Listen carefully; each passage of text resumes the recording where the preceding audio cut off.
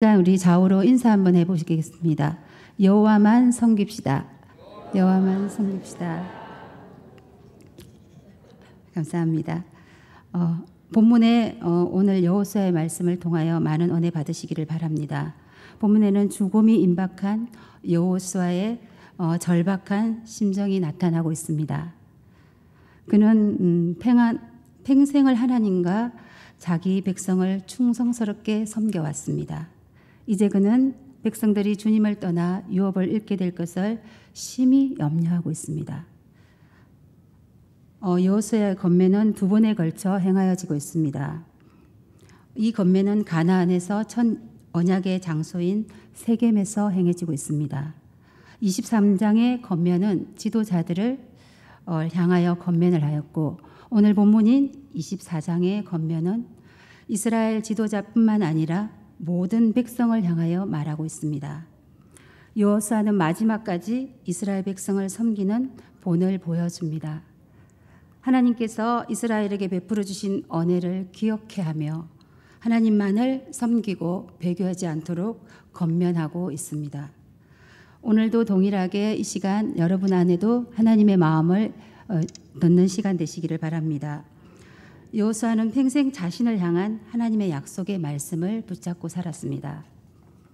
여호수아 1장 5절에서 6절의 말씀을 붙들고 제가 봉독해 드리겠습니다. 내 평생에 너를 영이 대적할 자가 없으리니 내가 모세와 함께 있었던 것 같이 너와 함께 있을 것임이니라. 내가 너를 떠나지 아니하며 버리지 아니하고 강하고 담대하라. 너는 내가 그들의 조상에게 맹세하여 그들에게 주리라 한 땅을 이 백성에게 차지하게 하리라고 약속하셨습니다. 이 시간 여러분과 저에게도 여호수아에게 약속한 하나님의 말씀이 진리로 풀어지기를 원합니다. 우리에게 주신 이 언약의 말씀을 붙잡고 살아가시는 성도님들이 되시기를 간절히 바랍니다. 여호수아는 갈렙과 더불어 출애굽 1세대 사람입니다. 그들이 가나안 땅을 정복하고 그 땅을 분배하게까지 수십 년의 세월이 흘렀습니다. 이제 여호수아는 죽음을 눈앞에 둔 백발 노인이 되었습니다. 임종을 앞둔 노랭임에도 불구하고 연약한 모습이 아니라 강한 정신력으로 마지막 혼신의 힘을 다해서 백성들을 촉구하고 있습니다. 한 인생의 죽음은 그 사람이 어떤 사람인가를 말하고 있습니다. 돈을 사랑했던 사람은 의식이 몽롱해지면 무엇을 찾을까요? 돈에 대한 그 미련을 버리지 못할 것 같습니다. 또 어떤 이는 하나님보다 가족을 더 사랑했으면 그가 임종시에 가족들을 간절히 찾게 되겠죠. 정치가들은 그 국가에 대해서 관심을 가지게 될 것입니다. 또 학자들은 자기의 학문에 대해서 자기 임종 직전에도 그렇게 생각할 것입니다. 이처럼 모든 사람들은 생애 최후의 순간이 오면 자기가 가장 사랑하고 마음을 쏟았던 것에 대해 말하기 마련입니다. 여호수아는 그토록 험난했던 광야 생활과 가나안 정복 전쟁 그리고 기업 분배를 마친 이때에 이스라엘 백성들이 하나님을 떠날 것을 염려하였던 것입니다. 저희 모두 여기 계신 분들은 부모님이시면 어떤 마음이신지 공감하실 수 있을 것 같습니다. 여러분이 다 아시다시피 여호수아는 가장 사랑했던 대상이 누구입니까? 하나님이십니다. 그렇기 때문에 하나님만을 섬길 것을 강조하고 있습니다. 오늘 본문 24장 14절에서 15절을 다 같이 읽어보십시다. 그러므로 이제는 여호와를 경외하며 너희의 조상들이 강 저쪽과 애굽에서 섬기던 신들을 치워버리고 여호와만 섬기라. 만일 여호와를 섬기는 것이 너희에게 좋지 않게 보이거든 너희 조상들의 강 저쪽에서 섬기던 신들이든지 또한 너희가 거주하는 땅에 있는 아모리 족속의 신들이든지 너희가 섬길 자를 오늘 택하라. 오직 나와 나의 집은 여호와를 섬기겠노라 하니 아멘. 백성들로 하여금 무엇인가 선택하지 않을 수 없게 매우 긴장된 설교를 하고 있습니다. 하나님의 은혜를 입은 백성들은 하나님 앞에 반응해야 합니다. 그리고 자신이 먼저 이 일의 모범이 되겠다고 선언합니다. 나와 내 집은 여호와를 섬기겠노라. 오늘 이러한 본문을 통하여 하나님의 말씀에 반응하며 여러분들이 이렇게 고백하는 가게 되시기를 바랍니다. 첫 번째로 여호와만 섬기기 위해서는 결단해야 합니다. 여호수아는 세겜에 모인 그의 백성들에게 단호하게 말합니다. 본문 15절에 보시면 만일 여호와를 섬기는 것이 너희에게 좋지 않게 보이거든 너희 조상들이 강저쪽에 섬기던 신들이든지 또는 너희가 거주하는 땅에 있는 아모리 족속의 신들이든지 너희가 섬길 자를 오늘 택하라고 하십니다. 이 말씀은 너희가 하나님을 섬기는 것이 내키지 않거든이 라는 말은 결코 억지로 하지 않겠다는 말씀입니다. 오직 성실과 진정으로 해야 한다고 말하고 있습니다. 아이들이 말을 안 들을 때 자꾸 권면하다가 안 되면 네 맘대로 해라 이러면 정말로 네 맘대로 하라는 뜻입니까? 아니지 않습니까? 오늘 여호수아도 그런 말씀으로 이렇게 말씀하신 것 같습니다. 열왕기상 18장에 보면 갈멜 신상에서 엘리야가 단호한 어조로 모든 백성에게 말합니다. 너희가 어느 때까지 둘 사이에서 머뭇거리겠느냐. 여호와가 만일 하나님이면 그를 따르고 바알이 만일 하나님이면 그를 따를지니라고 촉구하는 말씀이 있습니다. 본문에도 여호수아도 백성들로 하여금 그들의 신을 선택하라고 요구했던 것입니다. 그렇습니다. 신앙은 하나님이냐 우상이냐 천국이냐 지옥이냐를 선택하는 것입니다. 신앙에는 중립이 없습니다. 누가복음 9장 62절 말씀에 예수님께서는 먼저 가족과 작별하고 주님을 따르겠다는 어떤 사람에게 이르시되 손에 쟁기를 잡고 뒤를 돌아보는 자는 하나님의 나라에 합당하지 아니하다고 말씀하고 계십니다. 여러분들이 잡고 있는 손의 쟁기는 무엇입니까? 이 시간 여러분의 잡고 있는 쟁기를 통찰하시고 또 내려놓는 일들이 일어났으면 좋겠습니다. 마태복음 6장 24절에 보면 한 사람이 두 주인을 섬기지 못할 것이니 혹 이를 미워하고 저를 사랑하거나 혹 이를 중히 여기고 저를 경히 여김이라. 너희가 하나님과 재물을 겸하여 섬기지 못할 것이라고 말씀하십니다. 이 모든 것들을 통하여 신앙은 여호와만 섬기는 기로 결단하는 것을 가르쳐 줍니다. 오늘 하나님께서 우리에게 말씀하시는 섬긴다는 말은 어떤 의미일까요? 섬기는 삶이란 어떤 삶을 말하고 있을까요? 섬기는 삶은 하나님께 복종하는 삶입니다. 오늘 하나님께서는 본문 14절을 통해서 이렇게 말씀하십니다. 너희 조상들의 강 저쪽과 애굽에 섬기던 신들을 치워버리고 여호와만 섬기라. 왜냐하면 여기서 섬기다라는 말은 원어적인 노동하다, 봉사하다, 종으로 삼다, 복종하다라는 뜻입니다. 종이 권한이 있습니까? 종은 아무 권한이 없습니다. 그래서 섬기는 것은 아무 대가 없이 하나님 아버지 앞에서 그렇게 행하는 것이라고 말씀하고 있습니다. 그러므로 섬긴다는 의미는 시간과 노동력을 바쳐서 다른 사람을 이롭게 하는 행위를 말합니다. 하나님을 섬긴다는 것은 하나님을 경외하는 신앙의 행위입니다. 또한 하나님을 경외함으로 피조물로서 자신의 시간과 노동력을 바쳐 하나님을 기쁘시게 해드리는 헌신의 행위를 의미하기도 합니다. 그러므로 우리가 여호와만 섬기기 위해서는 우리의 온 몸과 마음을 다하여 하나님만을 한 분만을 사랑하기로 결단해야 합니다.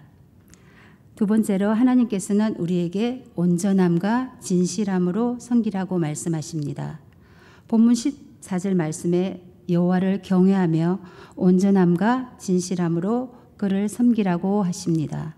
그렇습니다. 하나님을 섬기기 위해서는 온전함과 진실함으로 섬겨야 합니다. 그렇다면 온전함과 진실함이란 무슨 의미일까요? 먼저 온전함을 나타내는 원뜻은 험이 없는 완전함과 불순물이 포함되지 않는 순수함을 의미합니다. 그러므로 온전함으로 하나님을 섬긴다는 것은 하나님이 받으시는 희생제물의 완전함과 순수한 마음으로 험없이 하나님을 섬기는 것을 말합니다. 온전함으로 전심으로 섬기는 것은 마음의 한 자락만 섬기는 것이 아니라 내 마음 전체를 들여서 섬겨야 되는 것입니다. 그것은 이런 온전하게 드리는 예배, 온전하게 드리는 믿음, 온전하게 드리는 신앙생활이 되어야 합니다. 그리고 진실함은 원래 참뜻은 거짓이 없음, 확고함, 영원함을 나타내는 단어입니다. 그러므로 진실함으로 하나님을 섬긴다는 것은 참되고 거짓이 없고 확고부동한 마음으로 섬기는 것을 말합니다. 욥기 31장 6절 말씀에 보면 하나님께서 나를 공평한 저울에 달아보시고 그가 나의 온전함을 아시기를 바라노라고 말씀하고 있습니다. 신약의 말씀 요한 1서 3장 18절 말씀을 보면 자녀들아 우리가 말과 혀로만 사랑하지 말고 행함과 진실함으로 하자고 말씀하십니다. 우리 좌우 한번 다시 보시면서 졸리시죠? 온전함과 진실함으로 섬기겠습니다. 한 번 더 인사해 보시겠습니다. 감사합니다. 이 시간쯤 되면 졸릴 것 같아서 중간에 넣었습니다. 진실은 우리가 하는 채 하는 것이 아닌 것 같습니다. 포장하지 않고 가장하지 않고 있는 그대로를 하나님 앞에 내어놓는 것이 진실인 것 같습니다. 혹시 다급할 때만 하나님을 찾고 필요 없을 때는 하나님을 찾지 않으시지는 않습니까? 이렇게 우리의 삶 24시간 매일매일을 한순간도 하나님을 놓치지 않고 하나님을 섬기시고 살아가시는 여러분들 되시기를 바랍니다.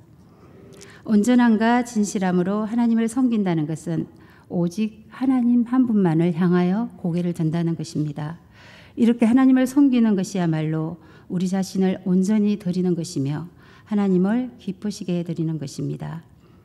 세 번째로 여호와를 섬기기 위해서는 우리의 입술로 고백해야 합니다.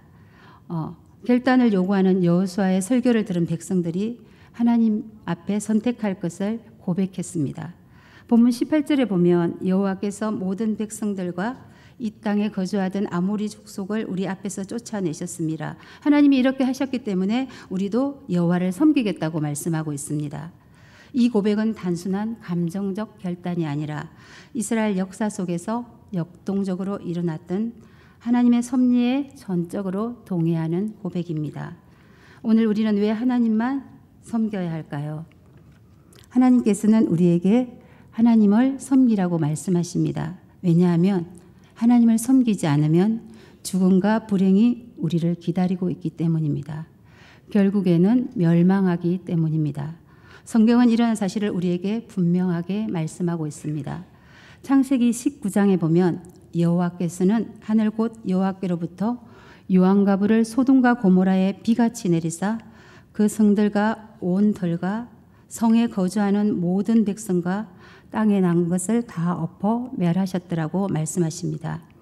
하나님을 섬기지 않았던 소돔과 고모라는 살기 좋은 곳이었습니다. 하지만 패역한 도시였습니다. 탐욕에 물든 소돔과 고모라는 하나님을 섬기지 않기로 결정했습니다. 그 땅은 하나님을 섬기지 않고 하나님이 가정에 여기시는 동성애를 뜻하는 남색하는 추악하는 행위가 행해졌습니다. 소돔과 고모라에 대한 부르짖음이 하나님을 섬기지 않는 죄악이 심히 무거웠습니다. 이처럼 하나님을 섬기지 않는 결과가 무엇입니까? 여러분들이 다 아시다시피 하나님의 선택의 결과로 멸망과 죽음에 이르렀습니다. 그런데 아브라함은 하나님께 6번에 걸쳐 소돔과 고모라 땅을 위해서 간절히 기도했습니다. 10명의 어인만 있어도 소돔과 고모라를 멸망시키지 않겠다는 약속을 하나님께 받아냈습니다. 하지만 소돔과 고모라는 하나님을 섬기는 어인 10명이 없어서 결국 멸망을 피할 수 없었습니다. 하나님을 섬기지 않는 결과 하나님께서는 소돔과 고모라에 유황과 비를 장대비같이 쏟아부었습니다. 저는 강양에 살고 있습니다. 그래서 강양 제철소에 이 설교를 준비하면서 고로의 온도는 몇 도인가 물어보았더니 1300도에서 1800도라고 합니다. 이렇게 만일 수천 도의 불덩어리가 쏟아진다고 상상해 보십시오. 그곳에 있는 생물체들을 다 삼켜버릴 것입니다. 이렇게 하나님을 섬기지 않는 결과는 멸망과 죽음입니다. 여기 그들의 신음소리가 들리지 않습니까? 하나님을 섬기지 않는 소돔과 고모라의 최후는 이렇게 비참했습니다. 그러므로 하나님께서는 이 시간 우리에게 말씀하십니다. 하나님만을 섬기라고 말씀하십니다. 하나님을 섬기지 아니하면 결국 심판을 받아 멸망한다고 말씀하십니다. 그렇기 때문에 오늘 우리에게 하나님만을 섬기기를 말씀하시는 것입니다. 우리는 하나님을 경외함으로 피조물로서 우리의 모든 것을 드려야 합니다. 하나님을 섬기기 위해서는 우리의 욕망을 성령의 불로 태워야 합니다. 오직 하나님만을 섬기는 여러분들이 되시기를 바랍니다. 기도하겠습니다. 하나님 아버지, 오늘 여호수아의 결단이 저와 우리 사천업교회 성도님들의 결단이 되게 하여 주시옵소서. 나와 내 집은 여호와만을 섬기겠습니다. 하나님만 섬기겠습니다. 라고 결단하는 심령 위에 성령 하나님 역사하여 주옵소서. 그렇게 행하실 하나님을 기대합니다. 예수님의 이름으로 기도하였습니다. 아멘.